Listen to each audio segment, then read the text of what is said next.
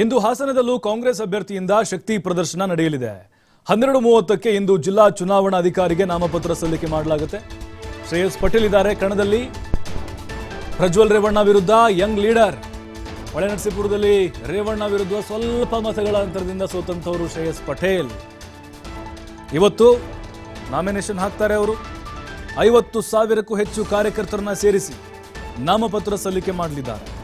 ಈ ಸಂದರ್ಭದಲ್ಲಿ DCM DK Shivakumar, ಸಚಿವ ಕೆಎನ್ ರಾಜಣ್ಣ ಕೂಡ ಭಾಗಿಯಾಗಲಿದ್ದಾರೆ. ಹಾಸನ ಜಿಲ್ಲಾಧಿಕಾರಿ ಕಚೇರಿ ಸುತ್ತಮುತ್ತ ನಿಷೇಧಾಜ್ಞೆಯನ್ನು ಜಾರಿ ಮಾಡಲಾಗಿದೆ. ಅಂದರೆ ಈ ಶಕ್ತಿ ಪ್ರದರ್ಶನ ಯಾಕೆ ಅಂತ ಹೇಳಿದ್ರೆ, ಆರಂಭದಲ್ಲೇ ಎದುರಾಳಿಗಳಿಗೆ ಟಕ್ಕರ್ ಕೊಡೋದಿದು. ನೋಡಪ್ಪ ಇವರಿಂದ ಎಷ್ಟು ಜನ ಇದ್ದಾರೆ ಅಂತ ಮಾತಾಡ್ಕೊಳ್ಬಾರ್ದು. ಆ ರೀತಿಯಾಗಿ ಜನರನ್ನ ಸೇರಿಸಿ ಬೃಹತ್ ಶಕ್ತಿ ಪ್ರದರ್ಶನವನ್ನು ಮಾಡಿ ನಾಮಪತ್ರ ಸಲ್ಲಿಕೆಯನ್ನು ಮಾಡಲಿದ್ದಾರೆ ಶ್ರೇಯಸ್ ಪಟೇಲ್ ಈ ಬಾರಿ. ಯಾಕಂತ ಹೇಳಿದ್ರೆ ನೋಡಿ, ಅಲ್ಲಿ ಇಬ್ಬರು ಕೂಡ ಯುವ ನಾಯಕರೇ ಕಣದಲ್ಲಿದ್ದಾರೆ. ನೆಕ್ ಟು ನೆಕ್ ಫೈಟ್ ಆಗೋದು ನಿಶ್ಚಿತ. ಇದು ಮೈತ್ರಿ ಅಭ್ಯರ್ಥಿಯಾಗಿ ಪ್ರಜ್ವಲ್ ರೇವಣ್ಣ, ಶ್ರೇಯಸ್ ಪಟೇಲ್ ಕಾಂಗ್ರೆಸ್ ಅಭ್ಯರ್ಥಿಯಾಗಿ.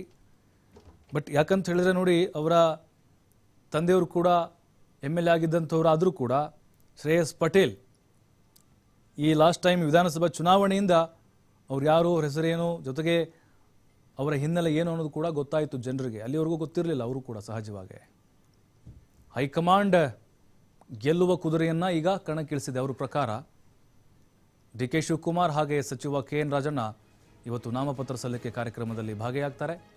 50,000 ಜನರನ್ನು ಸೇರಿಸಿ ಶಕ್ತಿ ಪ್ರದರ್ಶನ ಮಾಡಿ ಜಿಲ್ಲಾಧಿಕಾರಿ ಕಚೇರಿಗೆ ತೆರಳಿ ನಾಮಿನೇಷನ್ ಫೈಲ್ ಮಾಡಲಿದ್ದಾರೆ. ಬಹಳ ಹುರುಪಲಿದ್ದಾರೆ ಶ್ರೇಯಸ್ ಪಟೇಲ್ ಈ ಬಾರಿ.